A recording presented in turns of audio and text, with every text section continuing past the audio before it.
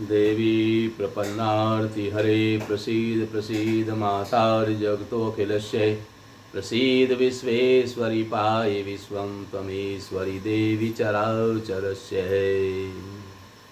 शारदीये महापूजाया देव्या प्रीतिदायिका वार्षिकीति त्वया प्रोक्ता यां चकार रघुत्तमः।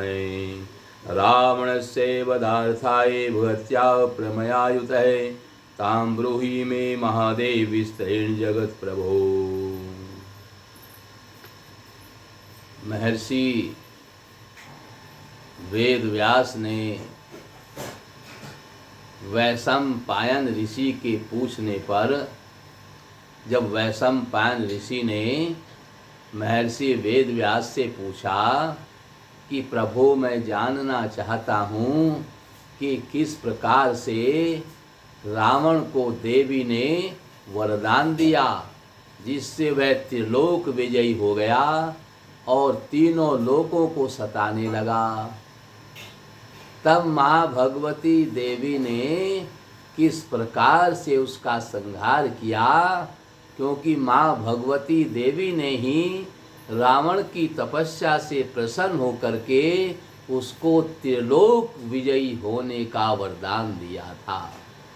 फिर माता ने इसको वरदान भी दिया तो फिर उसका संहार कैसे किया, इसमें माता भगवती जगत जननी ने बड़ी बड़ी लीलाएं की होंगी और मैं उनकी लीलाओं को श्रवण करना चाहता हूँ। इस प्रकार से महर्षि वैशंपायन के पूछने पर वेद व्यास ऋषि ने महर्षि वैशंपायन को बताया। महर्षि वेद व्यास ने कहा, हे मुनि आपने बड़ा सुंदर प्रश्न किया है, क्योंकि भगवती ने ही उसको त्रिलोक विजयी होने का वरदान दिया है। फिर त्रिलोकी ने जगत जननी भगवती माता ने उनका वध किस प्रकार से किया, ये बड़ी विचित्र कथा है। मैं आपको जरूर सुनाऊंगा। आप ध्यान मग्न होकर के इस संपूर्ण कथा को श्रवण कीजिए। और आप बड़ी श्रद्धा भक्ति के साथ में श्रवण कर रहे हैं, इसको मैं जरूर विस्तार पूर्वक आपको समझाऊंगा।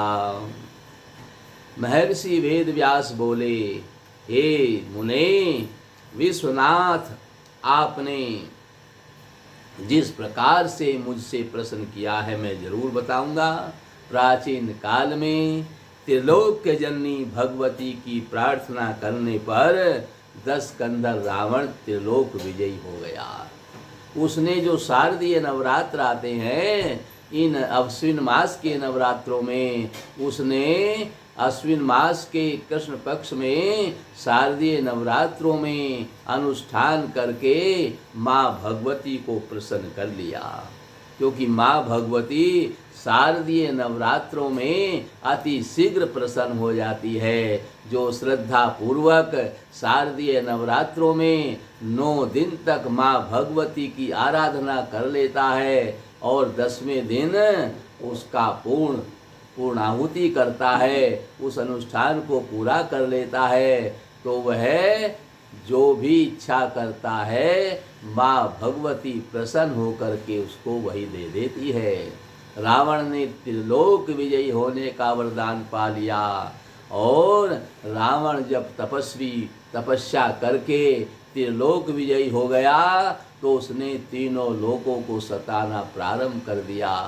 उसने धार्मिक कृत्यों को नष्ट करना प्रारंभ कर दिया। मैं ही ईश्वर हूँ, मैं ही ब्रह्म हूँ, सभी मेरी पूजा करें, मेरे समान बलशाली पराक्रमी कोई नहीं है। देवी के वरदान से वह दुष्ट महादुष्ट हो गया और पृथ्वी पर सभी को सताने लगा। देवता भी पीड़ित होकर के इधर उधर जाकर के छिपने लगे। तब सभी देवता ब्रह्मा जी की शरण में आए। पृथ्वी जो भार सहन नहीं कर सकी रावण के पाप का, तो गाय का रूप धारण करके देवताओं के पास में आई और उसने देवताओं से कहा कि मैं रावण के पाप को सहन नहीं कर सकती, कोई उपाय करिए। तो सभी देवता गाय को साथ लेकर के विधाता ब्रह्मा जी की शरण में आए। उन्होंने आकर के ब्रह्मा जी से कहा कि किस प्रकार से ये लंकेश्वर रावण मारा जाएगा, ये तो बड़ा ही उत्पाती और पापी हो गया है। सभी देवता त्राही त्राही मचा रहे हैं, तीनों लोकों के जीवों को इसने सताया हुआ है, यज्ञ कार्यों को इसने बंद करा दिया है। ऋषि मुनि भी भय के कारण इधर उधर भाग जाते हैं, यज्ञ नहीं कर पाते हैं। और इंद्र वरुण आदि सभी देवता भेंट की सामग्री लेकर के रावण के पास चरणों में प्रणाम करके खड़े ही रहते हैं, जिससे रावण हमें न सताए। और सभी देवता उनकी आज्ञा का पालन कर रहे हैं। वो संसार के भोग यानी जो यज्ञ याग आदि के भोग उनको नहीं मिल रहे हैं, क्योंकि यज्ञ हो ही नहीं रहे हैं। इसलिए सभी देवता गाय का रूप धारण किए हुए ब्रह्मा जी के पास में गई। ब्रह्मा जी ने उनको सांत्वना दी, आप चिंता न करें, हम विष्णु भगवान के पास चलेंगे। तो ब्रह्मा जी विष्णु भगवान के पास वैकुंठ में आए और ब्रह्मा जी ने सारा वृतांत भगवान विष्णु से कहा। और ब्रह्मा जी ने कहा कि आप पृथ्वी पर मनुष्य का अवतार ग्रहण करें और तभी ये दुष्ट राक्षस मारा जाएगा। भगवान विष्णु से जब इस प्रकार से ब्रह्मा आदि देवताओं ने प्रार्थना की तो भगवान विष्णु बोले। भगवान विष्णु ने कहा, आश्रित्य मानुषं देहं भूत्वा दाशरथी स्वयं पातिष्यामि तं दृष्टं सपुत्रगण बांधवम् किंतु देवा सहायर्थं वृक्षमानररूपिणीः भवन्तु पृथ्वी पृष्ठे भूभार हरणाय। भगवान विष्णु ने कहा, मैं अवश्य ही पृथ्वी पर राजा दशरथ के पुत्र के रूप में अवतार लूंगा और अवश्य इस दुष्ट का मैं वध भी करूंगा, इसको पुत्र पौत्र आदि समेत सबका संहार कर डालूंगा। और आप लोग भी और सभी देवता लोग मेरे इस युद्ध में मेरी रक्षा के लिए आप भी पृथ्वी पर रीछ वानर आदि का रूप धारण करके इस युद्ध में मेरी सहायता करें। सभी देवताओं ने कहा और ब्रह्मा जी ने भी कहा, हम आपकी रक्षा अवश्य करेंगे। हम भी सब अनेक रूप धारण करके भालू बानरों के रूप धारण करके युद्ध में आपकी सहायता करेंगे। तो तब भगवान विष्णु बोले, लेकिन ब्रह्मा जी एक समस्या है इसके वध करने में।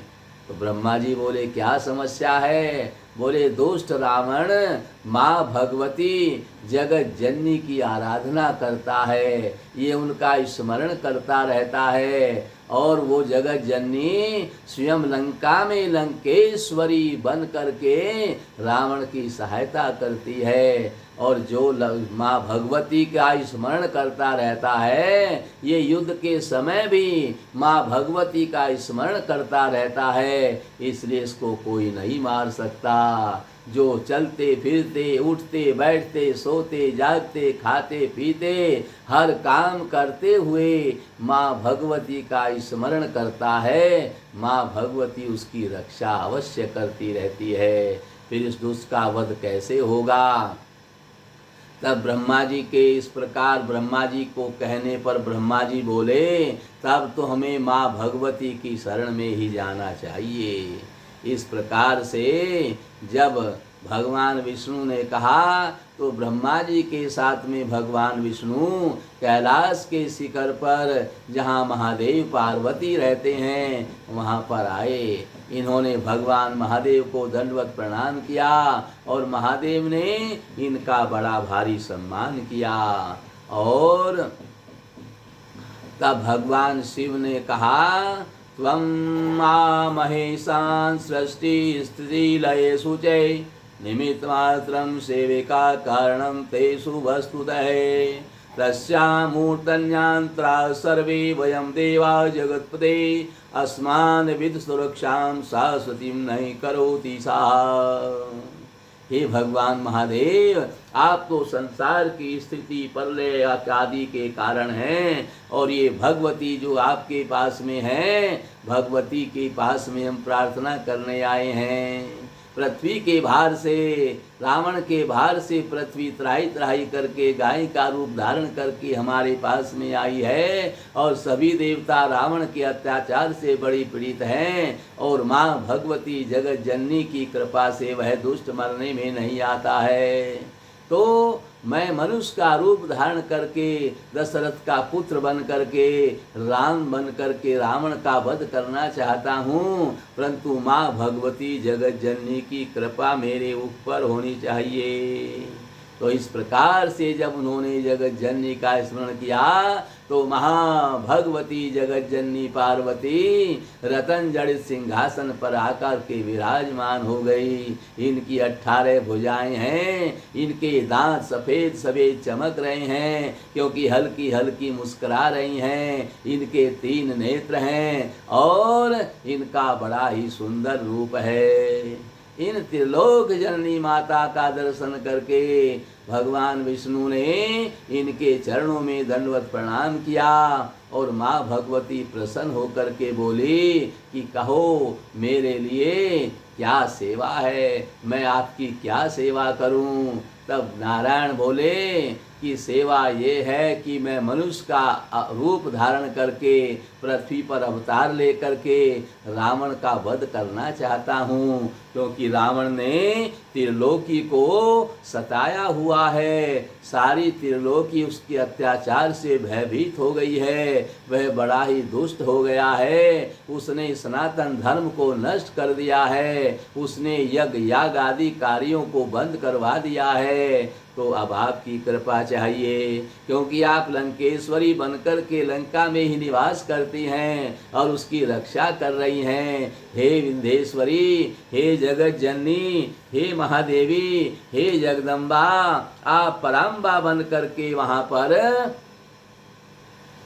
उसकी रक्षा कर रही हैं। भगवान विष्णु बोले, मातै पौलस्त्या तनयो रावणो राक्षसाधिपै तदनुग्रह दर्पेण बाधते सकलम जगत है। पुलस्त ऋषि का पुत्र जो रावण है, उसने तीनों लोकों में त्राही त्राही मचा रखी है। सभी देवता भी दुखी होकर के मारे मारे फिर रहे हैं। अगर आप हमारी रक्षा करें और रावण का वध कराने में हमारी सहायता करें, तो हम आपकी शरण में आए हैं। तब माता भगवती जगत जननी ने कहा कि सुनो, मैं रावण के वध का उपाय आपको बता दूंगी, क्योंकि मैं भी रावण को मारना ही चाहती हूँ, पर मैंने उसको वरदान दिया है, इसलिए मैं स्वयं उसको कैसे मारूं। पर उसके पाप से मैं भी व्यथित हूँ। उसने मेरी तपस्या करी है, अभी भी मेरी आराधना करता रहता है, तो फिर मैं उसको कैसे मार सकती हूँ। इसलिए मैं उसकी रक्षा भी करती रहती हूँ। पर तुम राम के रूप में अवतार लेकर के पृथ्वी पर आ जाओ, और मैं यानी मेरी अंश रूपा लक्ष्मी भी अवतार लेकर के आ जाएगी, और आप कोई चिंता न करें। जैसे ही आप वो मेरी अंश रूपा लक्ष्मी, लंका में ये लंका का राजा रावण बड़ा ही अभिमानी है, ये तो मेरी अंश रूपा लक्ष्मी का हरण करके ले जाएगा, और जैसे ही उसको लंका में ले जा करके रखेगा, इसके तेजहीन हो जाएगा, और मैं लंका छोड़ करके चली आऊंगी, और फिर आप उसका वध कर पाएंगे। फिर मैं उसकी रक्षा नहीं करूंगी। मैं रक्षा उसी की करती हूँ जो मेरी शक्ति प्राप्त करके तीनों लोकों को सुखी करता है। यानी जितनी मेरी शक्ति उसको मिली है, उतनी शक्ति से सबको सुखी रखता है, उसी के ऊपर मैं कृपा करती हूँ। और जो त्रिलोकी को सताने में उस शक्ति का उपयोग करता है, मैं उसे दुरुपयोग समझती हूँ, इसलिए फिर मैं उसकी रक्षा नहीं करती हूँ। इसलिए मैंने आपको उसकी मृत्यु का उपाय बताया है। इस प्रकार से यह दुष्ट रावण मरेगा। अब तुम कोई चिंता न करो, तुम जाकर के पृथ्वी पर मनुष्य का रूप धारण कर लो और मैं अपनी अंश रूपा शक्ति लक्ष्मी बन करके पृथ्वी पर अवतार ले लूंगी और तुम्हारी पत्नी बन करके मैं इस दुष्ट का संहार कराऊंगी। इस प्रकार से भगवती जगत जननी माता पार्वती ने भगवान नारायण को आश्वासन दे दिया और वेद व्यास जी कहते हैं, हे वैशंपायन ऋषि, इस प्रकार से सहायता प्राप्त करके यानी देवी से आश्वासन प्राप्त करके नारायण ने बड़ा ही सुख माना। तब महादेव जी से प्रार्थना की कि आप हमारी कैसे रक्षा करेंगे। तब महादेव ने कहा, मैं हनुमान बनकर के तुम्हारी सहायता करूंगा और पग पग पर बार बार तुम्हारी सहायता करूंगा। और ब्रह्मा जी ने कहा, हे नारायण, मैं भी ऋक्षराज जामवंत बन करके तुम्हारे अच्छी अच्छी सलाह देता रहूंगा और मैं बलवान ऋक्षराज के रूप में अवतार ले करके तुम्हारी सहायता करूंगा। और धर्मराज ने पहले ही विभीषण का अवतार ले लिया है, वह रावण का भाई बन करके रह रहा है, वह भी उस समय रावण को छोड़ देगा और आकर के तुम्हारी सहायता करेगा। इस प्रकार से सारी बात निश्चित करके कोई भी कार्य है बिना किसी प्रोग्राम के नहीं होता।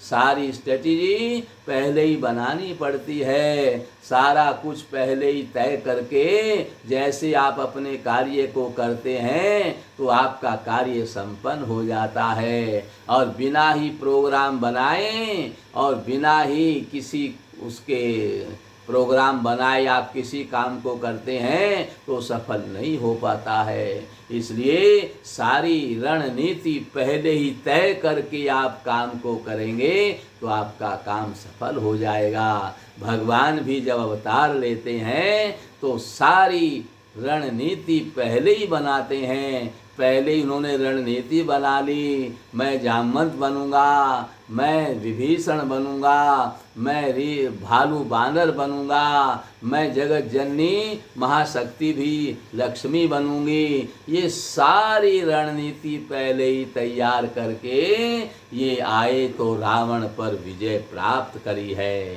तब भगवान विष्णु ने राजा दशरथ के यहाँ अपने 4 रूपों में राम, लक्ष्मण, भरत और शत्रुघ्न के रूप में अवतार लिया और दशरथ के आंगन में बड़ा ही आनंद से रह रहे हैं। इस प्रकार से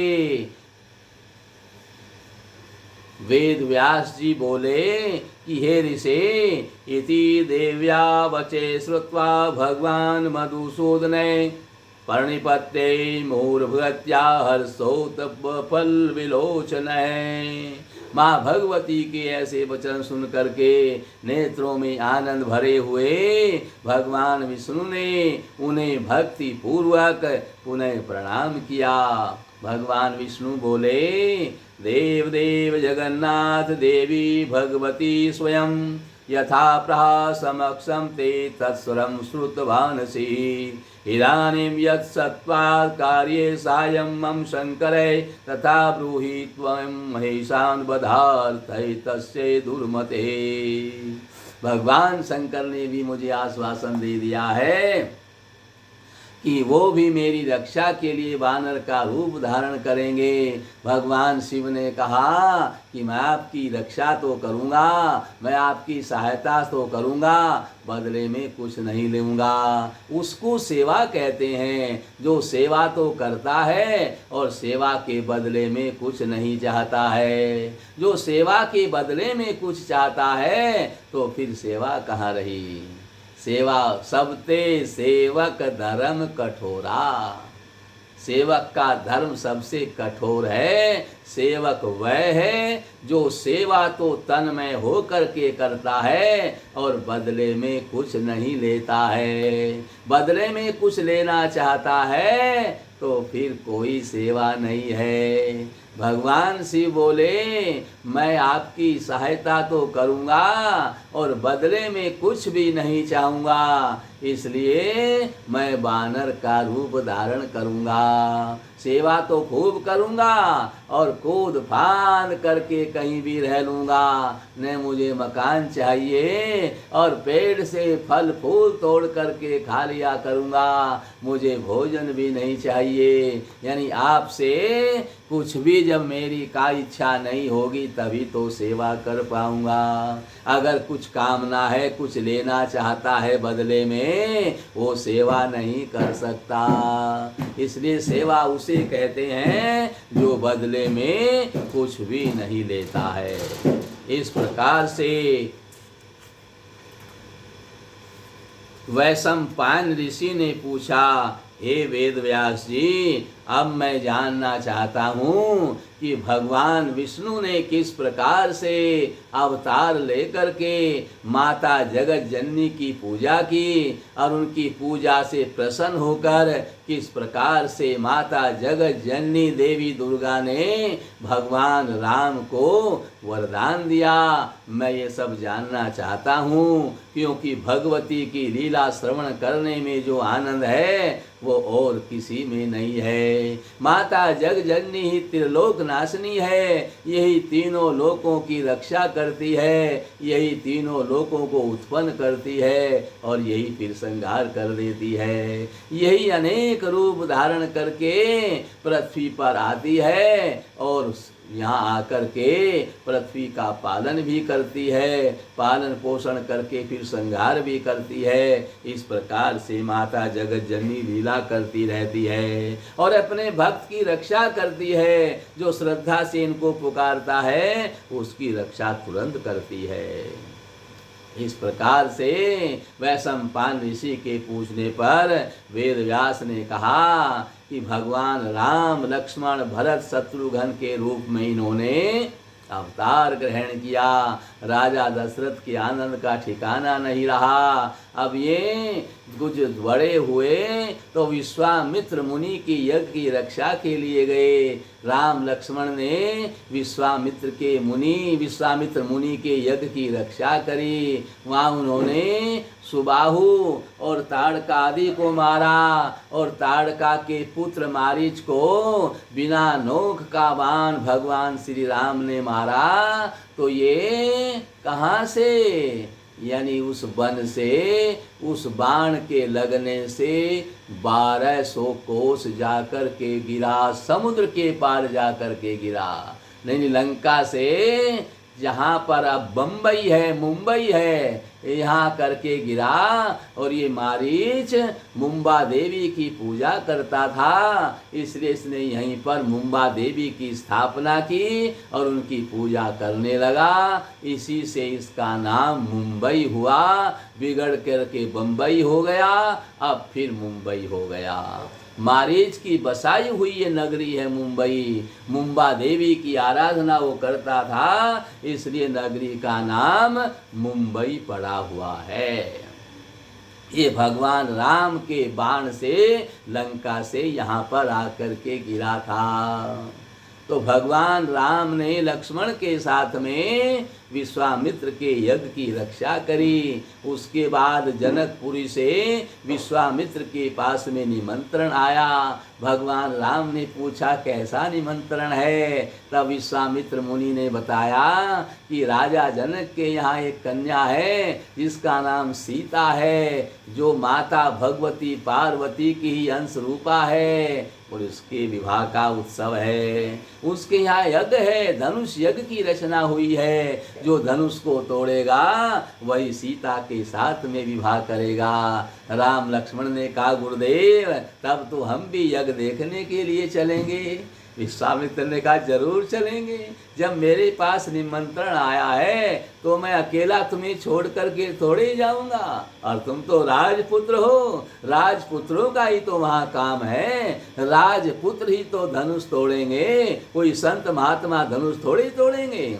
संत महात्माओं को तो सेवा करने के लिए बुलाया गया है। राजा जनक संतों की सेवा के बिना कोई कार्य नहीं करते हैं। वो सनातन धर्मी हैं, संतों की सेवा करके सब काम करते हैं। संतों के आशीर्वाद से उनका सारा काम पूरा होता है। जो संतों का आशीर्वाद ले लेता है वो कभी जीवन में असफल नहीं होता है। सफलता का कारण संतों की सेवा है। माता जगत जननी का आह्लाद है। माता जगत जननी की सेवा, माता जगत जननी की आराधना ही उनकी सेवा का फल है। माता जगत जननी प्रसन्न होकर के वरदान देती हैं। आपको जरूर चलना है। विश्वामित्र के साथ में राम लक्ष्मण जनकपुरी में गए। रास्ते में ब्रह्मा की पुत्री अहिल्या का उद्धार भगवान राम ने किया और भगवान राम जनकपुर में पहुंच गए।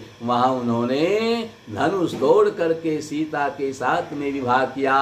राजा जनक ने दशरथ को अपने पुत्रों सहित बारात लेकर के बुलाया और राजा जनक ने अपनी पुत्री सीता का विवाह राम के साथ में किया।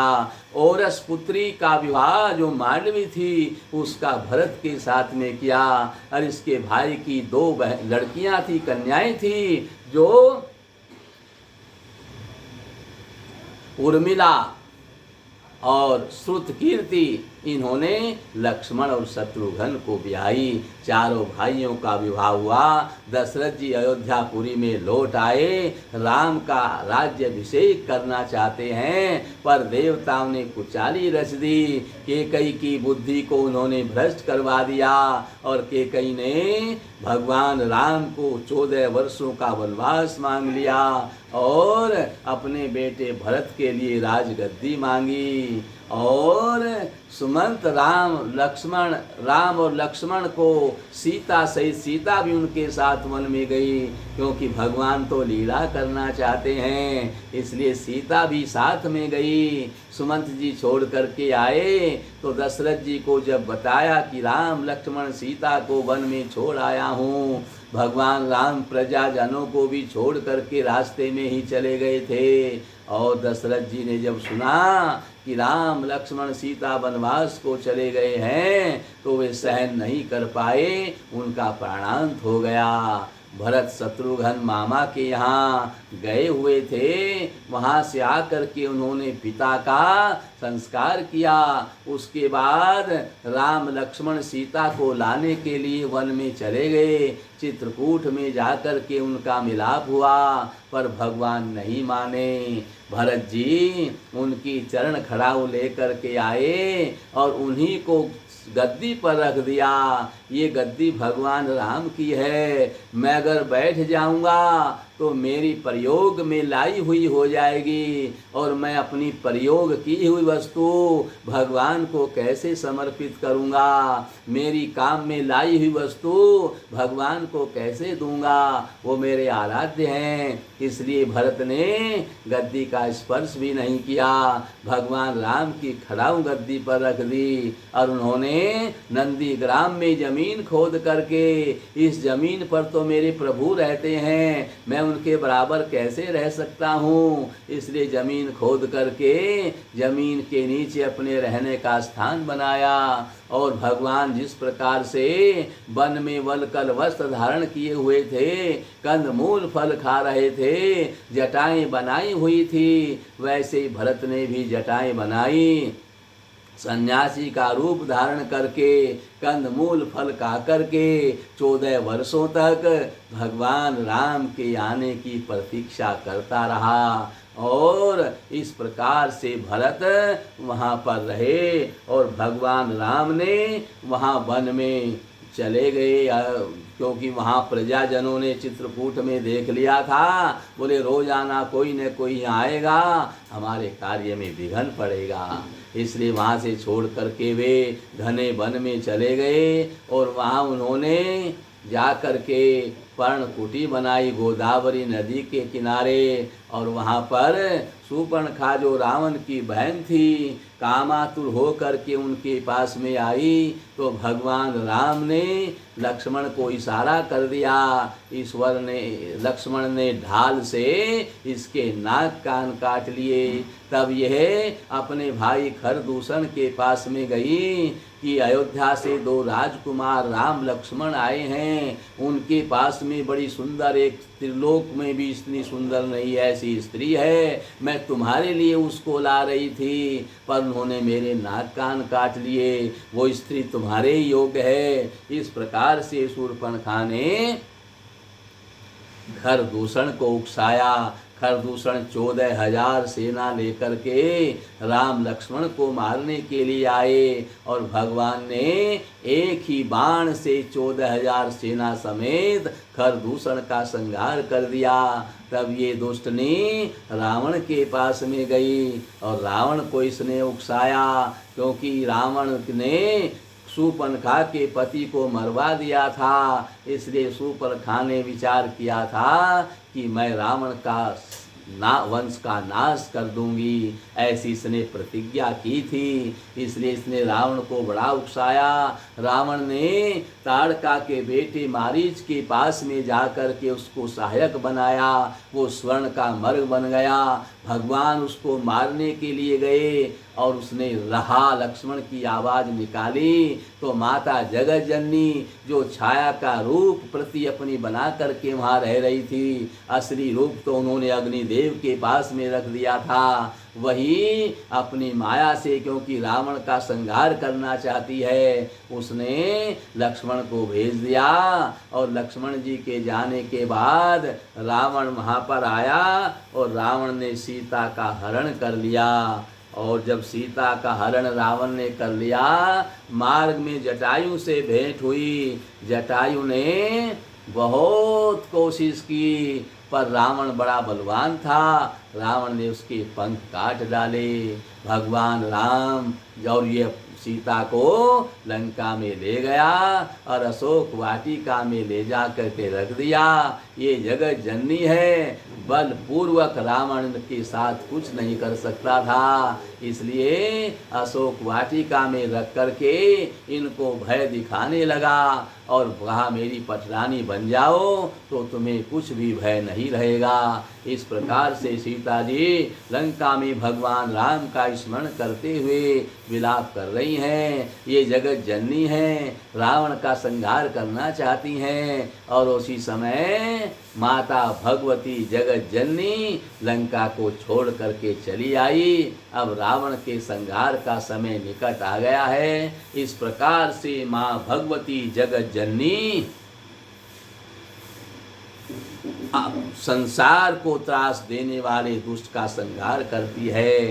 भगवान श्री राम ने शारदीय नवरात्र आए, इन्होंने अश्विन मास के कृष्ण पक्ष की नौमी से ही भगवती की आराधना करनी प्रारंभ कर दी, और इन्होंने क्योंकि रावण का संहार करना है और माँ भगवती का आशीर्वाद प्राप्त किया है, उनसे वरदान प्राप्त किया है, जिससे वो रावण का वध कर सके। आगे की कथा आप कल श्रवण करेंगे। इस कथा को श्रवण करने से जो श्रद्धा पूर्वक श्रवण करता है त्रिलोक विजयी हो जाता है और माँ भगवती की उसके ऊपर कृपा हो जाती है। बोल सच्चे दरबार की जय।